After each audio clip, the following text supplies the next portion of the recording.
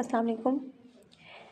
आज हम लोगों ने नेक्स्ट टॉपिक अपना स्टार्ट करना है।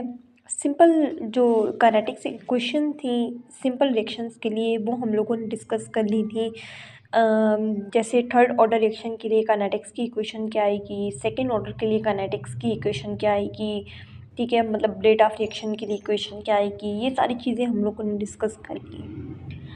अब जो हम लोगों ने नया टॉपिक स्टार्ट करना है that is the opposing reactions. ठीक है, ये बेसिकली इसका दूसरा नाम होता है reversible reactions. Opposing reaction, reversible reaction एक ही चीज़ है। ऐसे रिएक्शंस जिनके अंदर रिएक्टेंट्स मिलके प्रोडक्ट्स बना दें और प्रोडक्ट्स दोबारा से मिलके रिएक्टेंट्स बना दें, ऐसे रिएक्शंस को हम लोग अपोजिंग रिएक्शंस बोलते हैं। यानी कि वो उलट भी जा सकते हैं, अपोजिट भी जा सकते हैं। इसको कैसे रिप्रेजेंट करते हैं? रिप्रेजेंट करते हैं, डबल एरो लगाते हैं between the reactants and products. ठीक हो गया। होता बेसिकली ये है कि इसका अगर आप मैं ग्राफिकली थोड़ा सा इसको एक्सप्लेन करूं तो यहाँ पे बेसिकली होता ये है कि यहाँ पे आपके पास टाइम है, टाइम के साथ यहाँ पे आप कंसंट्रेशन लेते हैं रिएक्टेंट्स की और प्रोडक्ट की कंसंट्रेशन। रेट को आप इसी तरह से मेजर कर रहे होते हैं। जब आप इसके रेट को देख रहे होते हैं तो आपके पास दो तरह की कर्व्स आती हैं। एक कर्व यूँ आती है और एक कर्व आपके पास यूँ आती है। ये दो कर्व्स आती है। ये जो एक कर्व होती है that is for the products और ये जो नीचे कर्व आती है that is for the reactants. अब ऐसा क्यों? टाइम के साथ आपने रिएक्शन को लगाया, जब टाइम 0 पर था रिएक्शन वहाँ से स्टार्ट हुआ, आपने रिएक्टेंट्स की कंसंट्रेशन उसके अंदर डाल दी। ठीक हो गया।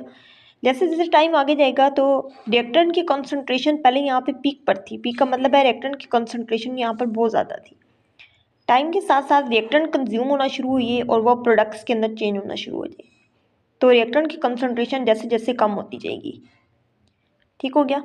यहाँ तक आपके पास देखिए रिएक्टेंट की कंसंट्रेशन कम हो रही है। फिर प्रोडक्ट की कंसंट्रेशन स्टार्ट में 0 थी क्योंकि प्रोडक्ट्स बन ही नहीं रहे थे, लेकिन जैसे जैसे रिएक्शन आगे की तरफ गया प्रोडक्ट्स वहाँ पे बनना शुरू हो गए, प्रोडक्ट की फॉर्मेशन होना स्टार्ट हो गई। प्रोडक्ट की कंसंट्रेशन यहाँ पर आकर इंक्रीज होना शुरू हो गई। ठीक हो गया। अब जब ये दोनों रिएक्शंस एट अ टाइम चल रही हैं, रिएक्टेंट्स प्रोडक्ट के अंदर चेंज हो रहे हैं, प्रोडक्ट्स रिएक्टेंट्स के अंदर चेंज हो रही हैं, ये दोनों चीज़ इस तरह से चलती रहेंगी। तो एक स्टेज दरमियान में इस तरह की आती है रिवर्सिबल रिएक्शंस के अंदर, अपोजिंग रिएक्शंस के अंदर, कि जहाँ पर दोनों रिएक्शंस का रेट आपस में इक्वल हो जाता है। दरमियान में रिएक्शन के दौरान में ऐसी स्टेज जिसके ऊपर रिएक्टेंट्स और प्रोडक्ट की कंसंट्रेशन एक दूसरे के बराबर हो जाए, यानी ऐसा ना हो कि प्रोडक्ट की ज़्यादा हो या रिएक्टेंट्स की ज़्यादा हो।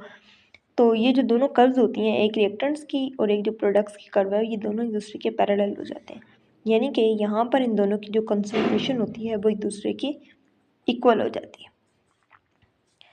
और क्योंकि रिवर्सिबल रिएक्शन में एक रिएक्शन ये होता है कि रिएक्टेंट्स मिलके प्रोडक्ट्स बना रही हैं और एक रिएक्शन ये होता है कि प्रोडक्ट्स मिलके रिएक्टेंट्स बना रहे हैं, तो दो तरह के रिएक्शंस हैं। एक को मैं नाम दे देती हूँ फॉरवर्ड और एक को मैं नाम दे देती हूँ रिवर्स का, या फिर सेकेंड वन में यहाँ पर जो हम टर्मिनोलॉजी यूज़ करेंगे that is for the backward reaction. ठीक हो गया। तो वो स्टेज जिसके ऊपर रिएक्टेंट्स और प्रोडक्ट की कंसंट्रेशन एक दूसरे के बराबर हो जाए, फॉरवर्ड डायरेक्शन और बैकवर्ड डायरेक्शन का जो रेट है वो एक दूसरे की इक्वल हो जाए, ऐसी स्टेज को हम लोग नाम देते हैं that is the chemical equilibrium state. The stage in which the rate of forward and rate of reverse reaction is equal.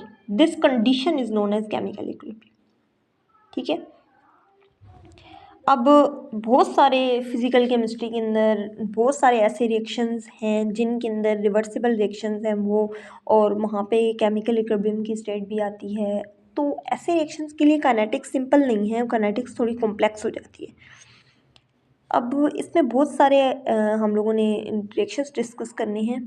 ऐसे रिएक्शंस डिस्कस करेंगे जिनके अंदर फॉरवर्ड रिएक्शन भी फर्स्ट ऑर्डर है, रिवर्स रिएक्शन भी फर्स्ट ऑर्डर है, क्योंकि एक ही रिएक्शन के अंदर दो डिफरेंट रिएक्शंस चल रहे हैं फॉरवर्ड एंड रिवर्स, तो हमें दोनों के रिएक्शन ऑर्डर को देखना पड़ेगा। उस हिसाब से हम लोगों ने इसकी काइनेटिक्स स्टडी करनी है।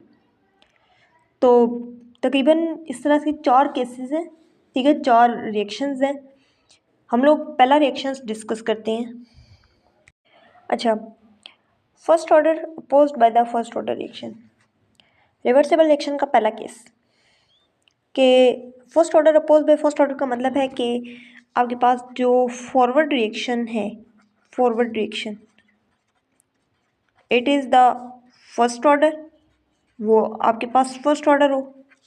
दूसरा आपके पास है बैकवर्ड रिएक्शन, बैकवर्ड रिएक्शन वो भी आपके पास क्या हो, फर्स्ट ऑर्डर। दोनों रिएक्शन फर्स्ट ऑर्डर है। इसके अंदर सबसे अच्छी एग्जांपल आपको मिलती है स्टीरियोकेमिस्ट्री के अंदर, जहाँ पर आपकी होती है बोट कन्फर्मेशन और चेयर कन्फर्मेशन, ठीक है। This one is the boat conformation, ठीक है, और ये फॉरवर्ड रिएक्शन, बैकवर्ड रिएक्शन, और ये चेंज हो रहा है चेयर कन्फर्मेशन के अंदर, ऐसे यू, ठीक हो गया।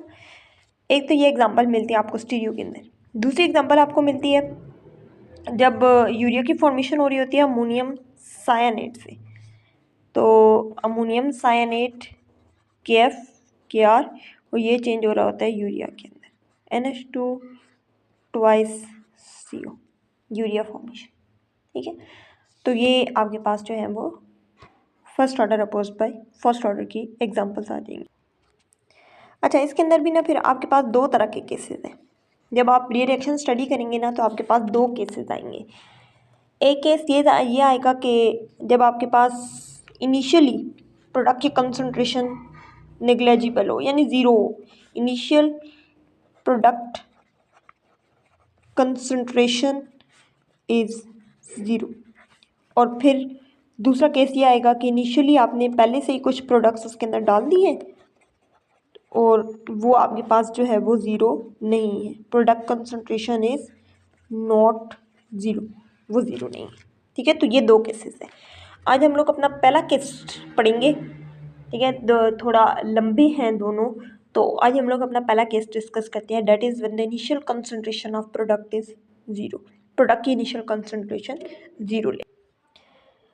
चलिए अब पहला केस स्टार्ट करते हैं कि case 1 that is when initial concentration of product is zero, जब प्रोडक्ट की इनिशियल कंसंट्रेशन जो है वो ज़ीरो।